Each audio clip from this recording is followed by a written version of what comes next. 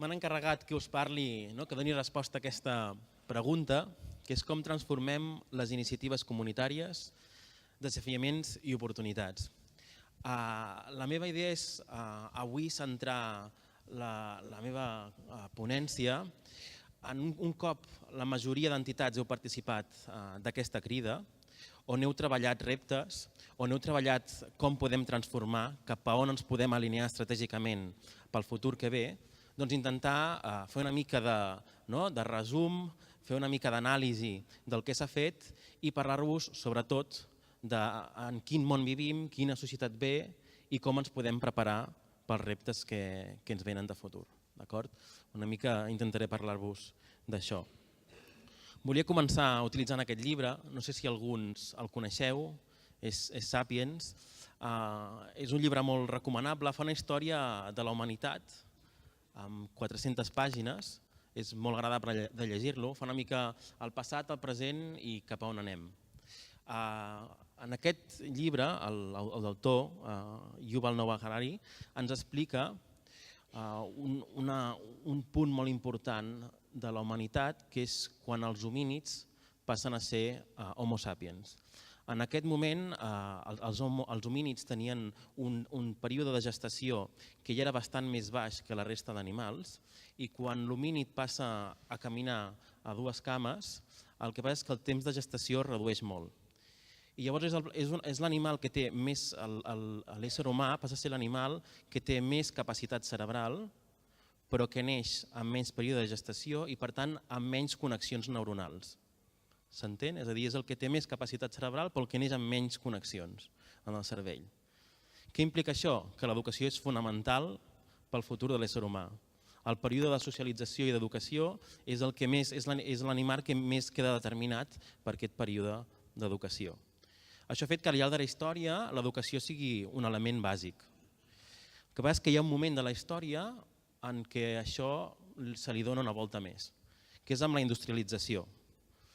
La industrialització, cap al 1800, comença a preocupar molts governs i amb gent de molt poder perquè requereix per primera vegada poder educar en massa i poder educar amb temes memorístics, amb rutines i amb obediència.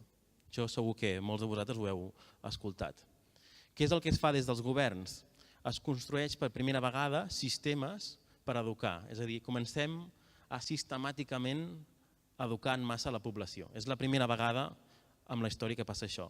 És un moment en què el mercat de treball comença a destruir en massa llocs de feina creatius que necessitaven altes competències, sobretot del món de l'artesania, destrueix un gran percentatge de treball que requereix competències creatives i comença a crear en massa llocs de feina memorístics i rutinaris.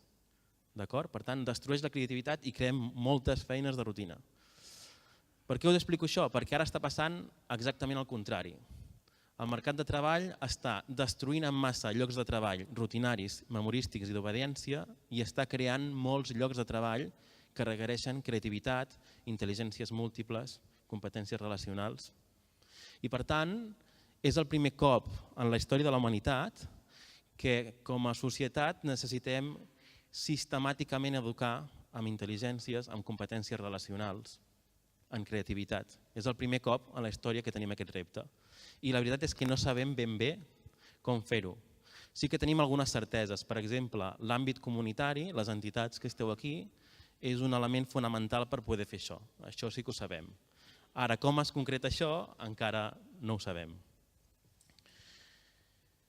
Hi ha un tema, quan explico això, també m'agrada explicar que la majoria d'estudis que s'estan fent de com evolucionarà el mercat de treball ens anuncien que ja el 2020 el ritme de destrucció de llocs de feina rutinaris és tal que ja només hi haurà un 15% de llocs de treball de caràcter rutinari i continuaran baixant. Llavors aquí apareix una pregunta important. Com podem mantenir un sistema que genera uns nivells de fracàs escolar del 20% amb una oferta de feina, amb un mercat laboral que cada cop demana menys feines rutinàries? és sostenible això. Jo quan explico això, que és un gran repte com a societat, hi ha gent que em diu bueno, però l'educació només té un objectiu econòmic, no? o laboral. És cert. Aquí ve l'altre tema, que és els totalitarismes que amenacen, no? Aquí és The Art of Lie, per tant, el post-truth politics, no? Tot això de les fake news, Trump, Bolsonaro, no?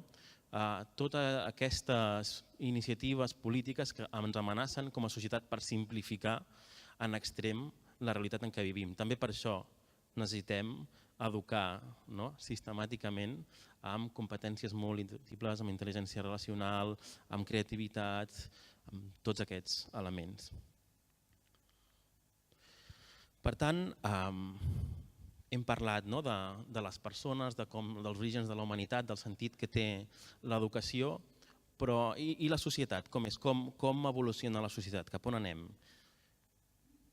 I amb aquesta diapositiva no us espanteu, ara us explicaré. Aquí ningú sap ben bé cap on anem, no?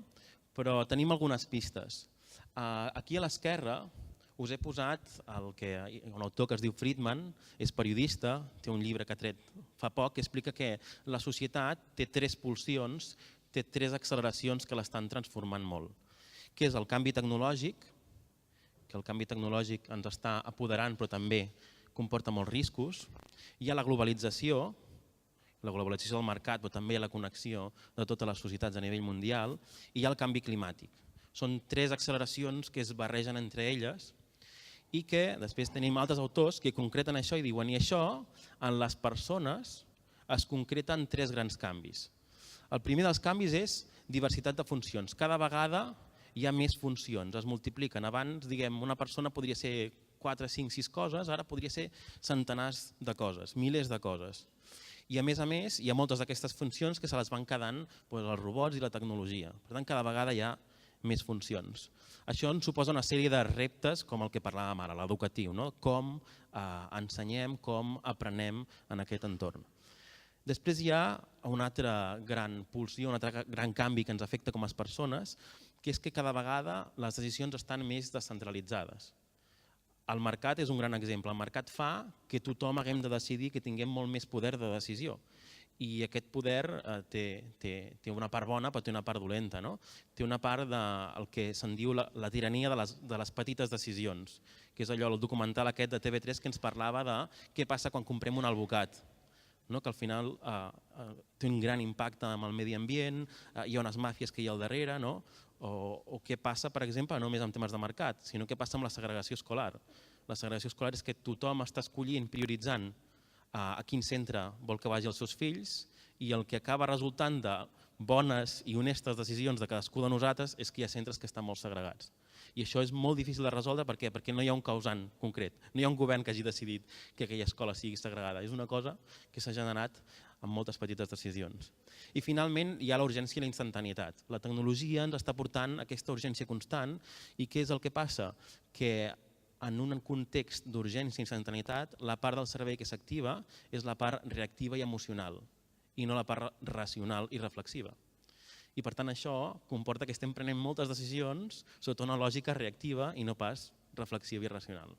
Per tant, tot això ens porta, aquí en blau posava, moltes situacions que com a humanitat haurem de resoldre en el futur. Derivat del canvi climàtic, per exemple, grans migracions. Es parla que de l'Àfrica subsahariana ara mateix estan venint anualment uns 15 milions i el 2050 vindran uns 50 milions de persones anuals. Això és el que vindrà, amb l'amenaça dels grans autoritarismes dient barbaritats sobre això.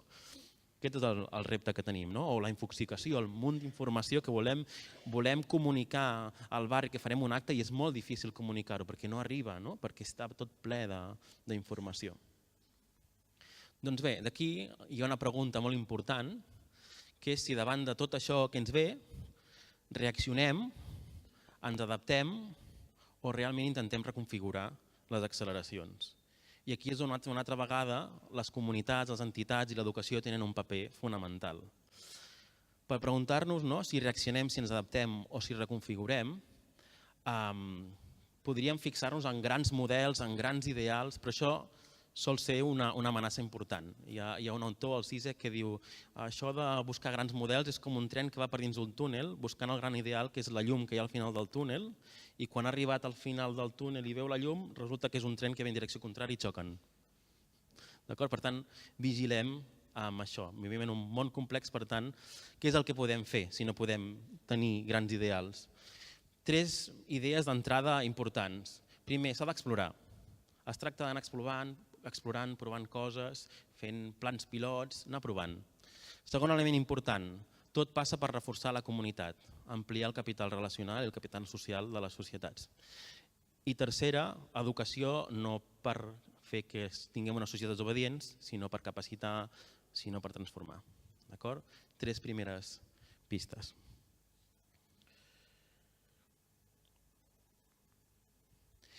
D'aquí vindrien 3 preguntes importants a fer-se i que tenen molt a veure amb quin paper té les entitats comunitàries en aquests temps que venen i amb aquest objectiu, amb aquest repte de reconfigurar.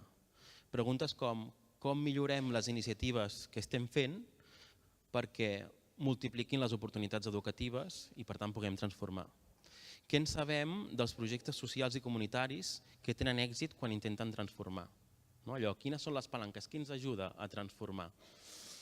Per què algunes iniciatives tenen més èxit que d'altres?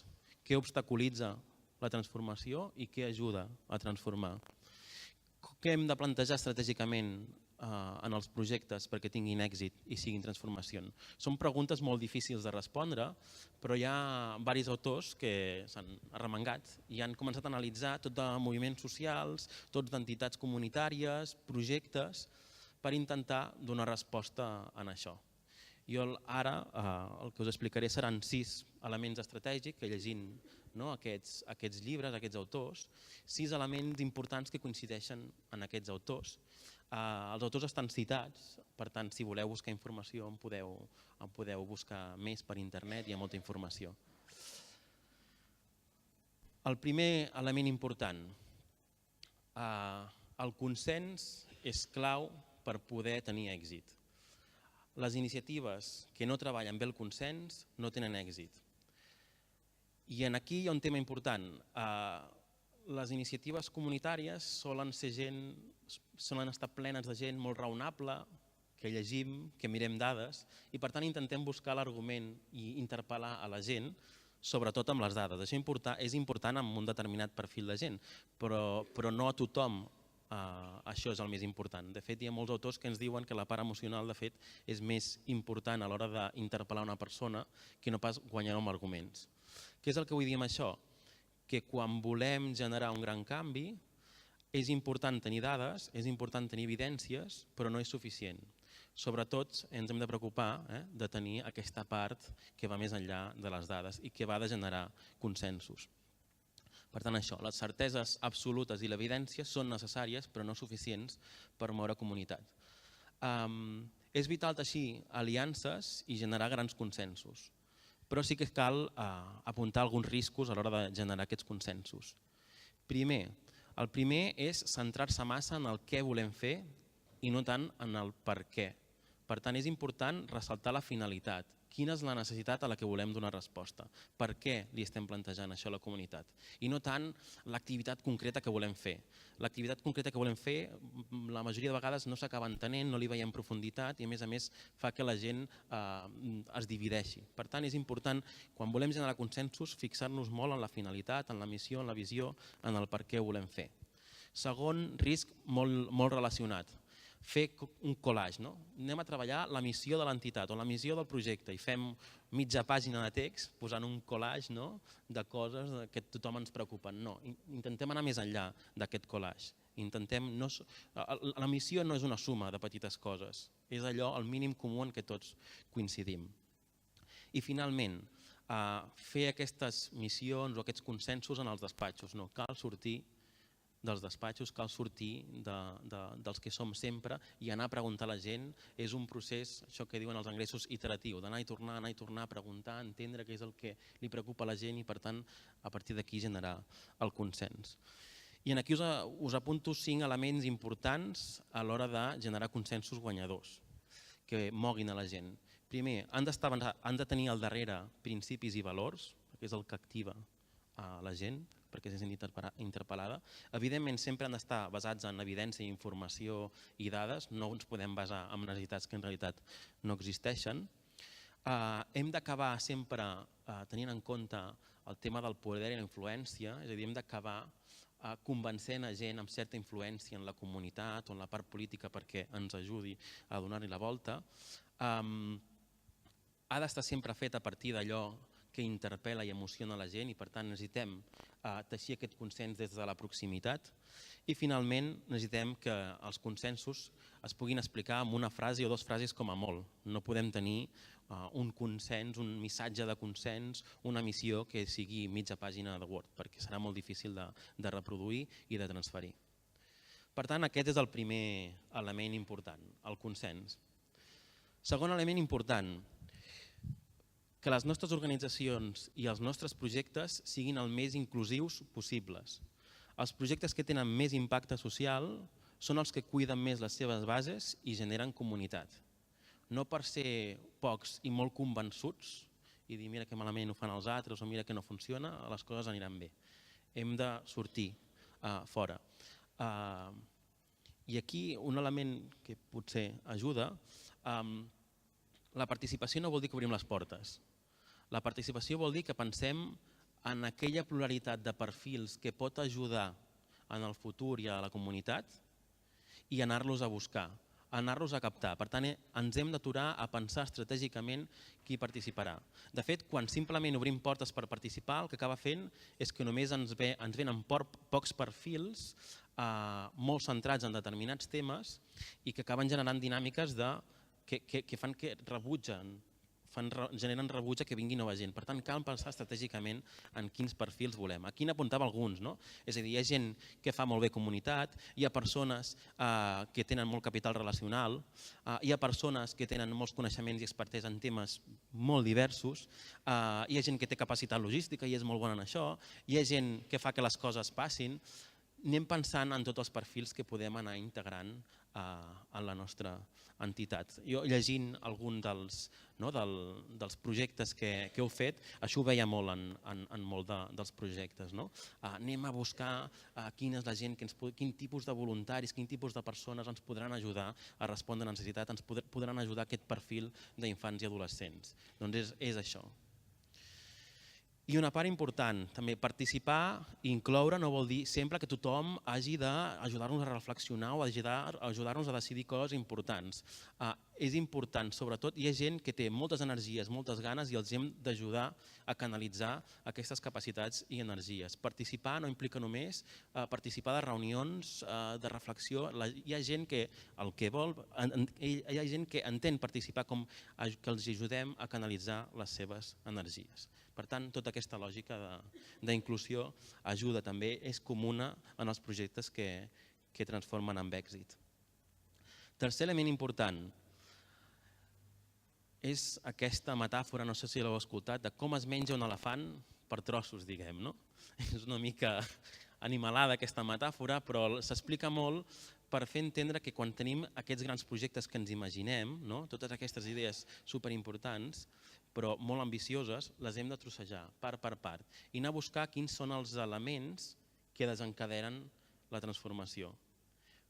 I aquí es recomanen 3 elements a l'hora d'escollir per quines actuacions començar. No intentem fer-ho tot de cop, intentem començar per tasques o activitats o projectes que tinguin aquests elements. Primer, que siguin percebuts com urgents per la comunitat i per la gent que ens ha d'ajudar. Si la gent percep que allò que volem fer és urgent, col·laboraran molt i ens ajudaran. Segon element, suport, que tinguem suport, algú interessat en que estigui compromès ja d'inici a donar suport en aquest projecte o activitat. Tercer, i molt important, viable. De vegades volem fer coses massa complicades. Ja vindrà, un cop tinguem èxit serà molt més fàcil agafar coses més complicades, però centrem-nos en els projectes que són més viables. I quart element i molt important, que tingui impacte. Per tant, hem de començar amb coses que despertin percepció d'urgència, amb els quals tinguem aliats que ens donin suport, que siguin molt viables i que generin molt d'impacte. Aquests serien els elements, les activitats desencadenants per les quals comencen els projectes que tenen èxit. Quart punt, si volem generar canvis sistèmics, per tant canvis que vagin més enllà de l'immediat que li provoquem als usuaris o amb les persones amb què treballem, ens hem de guanyar els cors de les persones. Si ens guanyem els cors de les persones, això és imparable i això provoca canvis de política pública i provoca canvis en la resta d'entitats de la comunitat. Coneixeu aquesta imatge que hi ha aquí? No hi ha ningú de Sabadell? Però el Rafa el coneix. Sí, eh? És una història trista. Si aneu per Sabadell i aneu caminant pel carrer veureu això amb molts passos de zebra. És la història del Roger i de l'Àlex. El Roger va morir atropellat davant de la seva escola. És una història molt trista, però els seus pares van decidir donar-li la volta. I llavors van fer aquesta plantilla i van començar a dibuixar primer en el pas de zebra on havia mort el Roger, van pintar això. I el que va passar és que molta gent li va començar a demanar plantilles als pares i ara Sabadell està ple, a tots els passos de zebra, d'aquesta imatge, del Roger i de l'Àlex. No només això, sinó que a resultes d'això, moltes escoles han començat a formar, a incorporar el tema de l'educació viària amb els seus projectes pedagògics. No només això, sinó que s'han començat a pacificar molts dels carrers que estan al voltant de les escoles. S'han començat a fer camins escolars. De fet, aquí hi ha algunes imatges. L'Ajuntament, mireu el que ha acabat fent. Això són àrees de petó i adeu. Ara els cotxes, quan arriben a moltes escoles on se sap que hi ha punts negres, hi ha unes zones en què el cotxe per allà, fan un petó al nen i hi ha policia, està tot molt controlat perquè creui el carrer i se'n vagi a l'escola. Molts dels camins escolars s'han preparat amb aquest vermell, no sé si es veu, però els passos de peatons molt marcats en vermells. És a dir, aquesta idea que van tenir, van guanyar el cor de la ciutat i ha provocat tots aquests canvis. Crec que és un molt bon exemple de com fer, de com utilitzar els cors per provocar canvis sistèmics. Cinquè element important, els lideratges, en parlem molt, no? Com han de ser els lideratges? Hem de tenir lideratges o no? Una de les autores que parla molt d'això, un llibre que es diu How Change Happens, com el canvi passa en els moviments socials, l'autora es diu Crutchfield, si la voleu buscar, ens parla de que els moviments i els projectes comunitaris que tenen èxit no estan buits de lideratge, sinó que estan plens de lideratge. Però és un lideratge que no és jeràrquic, no és autoritari, no és vertical, és un lideratge distribuït. Són màquines de generar petits lideratges en base comunitària. Per tant, no hi ha un lideratge, sinó que hi ha molts. Ella fa la metàfora, que jo trobo que és molt encertada, que els moviments que tenen èxit són com les estrelles de mar. Les estrelles de mar no tenen un cervell. De fet, quan li talles una de les potes, creix una altra estrella de mar, perquè tots els punts de l'estrella són autònoms. Doncs diu que els moviments socials i els projectes comunitaris que tenen èxit són com una estrella de mar. Quines característiques han de tenir aquests lideratges? Lideren no des d'una posició d'autoritat, sinó que lideren perquè estan plens de valors i plens de visió i transmeten aquests valors i aquesta visió constantment. Donen molta autonomia i confiança als seus equips i a la comunitat. Això és important. Les organitzacions que més impacte tenen cada vegada menys es focalitzen en dir com s'ha de fer les coses, sinó que donen autonomia i després acompanyen en funció dels resultats que obté cadascuna de les persones o cadascuna de les unitats, diguem. Per tant, a tenir molt en compte. L'altre, tenen una capacitat molt gran de teixir consensos i això són hores d'anar a passejar, d'anar a parlar, d'anar a conversar per anar teixint consensos. Tercer, lideren des de la sinceritat i des de l'honestedat. No expliquen mentides, no prometen màgia, sinó que expliquen quina és la realitat a les seves comunitats. I finalment, per fer tot això avui en dia s'ha de ser molt resilient, s'ha de ser molt resistent, s'ha de tenir molta paciència, són moltes hores, per tant s'ha de ser resilient. I sisè element, l'últim element que coincideixen en tots aquests autors a destacar. Dissenyar els projectes no des de la concreció del que fem, sinó des de l'impacte i el canvi que volem generar. Què és el que volem canviar, quin és l'impacte final que volem aconseguir i a partir d'aquí anem dissenyant tot el que farem. Els projectes que més impacte aconsegueixen obtenir són aquells que són dissenyats partint dels canvis que es volen generar en persones, quin canvi volem generar en les persones concretes i en la societat, en la comunitat. El que veiem també analitzant molts d'aquests projectes d'èxit és que la majoria de projectes tenen el que els anglesos li diuen un driver o un volant, algo que condueix al canvi. Normalment és una cosa o dues com a màxim. És a dir, hi ha un element que fa que les coses passin i tothom coneix aquest driver. Aquest driver pot ser una idea molt forta, pot ser un referent, tots aquests projectes que hi ha un acompanyament i en aquest acompanyament hi ha un orientador o hi ha un mentor, en aquest cas és el driver, o una activitat que és molt fàcil de desenvolupar. És a dir, aquest projecte es tracta de que farem aquesta activitat que pot fer tothom i és molt fàcil d'executar. Per tant, una idea, un referent o una activitat que és fàcil d'executar. Aquests podrien ser tres dels drivers. Jo posava aquí dos exemples americans de projectes que fan això molt bé. Un és l'Strive Together. L'Strive Together va de posar moltes entitats d'una comunitat en conjunt, decideixen entre tots quin és el mínim comú denominador que volen canviar en persones i en la societat, i llavors el driver important és que sempre posen un equip de persones que avalua l'impacte. I per tant, tota aquesta gent va alineant-se constantment per aconseguir impacte i van tenint un feedback constant de quin és el retorn del que estan fent. I això és el que desencadena, és el driver, el que condueix al canvi. L'altre és el CityConnex. El CityConnex el que fa és ubicar un orientador en cada centre educatiu que connecta, cada orientador té una base d'X persones, d'X alumnat, diguem, els quals orienta i els connecta amb tots els recursos de la comunitat. Llavors aquest projecte estipula molt bé en quin moment atén a l'alumnat, com els pregunta, com els acompanya, com s'ha de connectar i per tant té aquests elements de tenir un referent i a més una activitat molt especificada. Per tant, perquè veieu el tipus de drivers. Riscos a l'hora de dissenyar un projecte tenint en compte l'impacte, posant l'impacte com a nord. Primer, no prioritzar o voler fer massa canvis i tocar massa palanques. Quan intentem tocar massa palanques en realitat no n'estem tocant cap de bé. Els projectes que tenen èxit són els que fan eleccions i prioritzacions estratègiques clares i dures. Això és el que diu aquesta autora que us explicava abans, Crutchfield. Dissenyar nous projectes pensant sempre en el tipus d'accions, tasques i objectius als que estem habituats i per tant cal pensar en els condicionants explícits però també en els implícits i amagats. Què vol dir això? Els condicionants per arribar a l'impacte final que volem aconseguir no són els més visibles. De vegades hi ha condicionants que no es veuen i hem de tenir temps per pensar en aquests condicionants que s'oculten i preveure'ls en el disseny del projecte. I finalment el tema de la viabilitat que hi havia parlat abans. Muntem projectes que sobre el paper o sobre les idees s'aguanten molt i estan molt bé, però el tema de la viabilitat no es treballa del tot bé.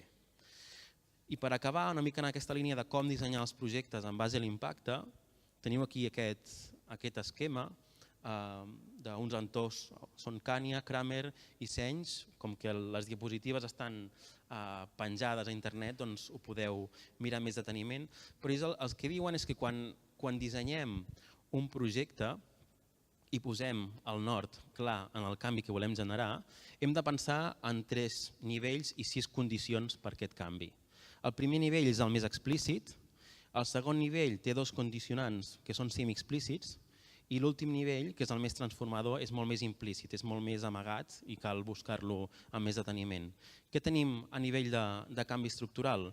Com podem reconfigurar o tenir en compte les polítiques ja existents, les pràctiques professionals ja existents o els recursos? Per posar un exemple, quan estem plantejant un projecte comunitari, tindrem recursos o no? Si no en tenim, podem mobilitzar voluntariat o podem anar a pressionar l'Ajuntament o alguna administració perquè posi recursos en això. I les pràctiques, els docents tenen temps per derivar-nos, per orientar i derivar? Com ens podem encaixar en això? I les polítiques, es poden dissenyar polítiques, ordenances, lleis, normes que facin que aquests elements es converteixin en drets? Per tant, equilibrant sempre com tocarem aquestes tecles. La part semiexplícita, relacions i connexions, què dir-vos, és l'element central de la crida. Com treballem, és fonamental com treballem les connexions i les relacions en els projectes.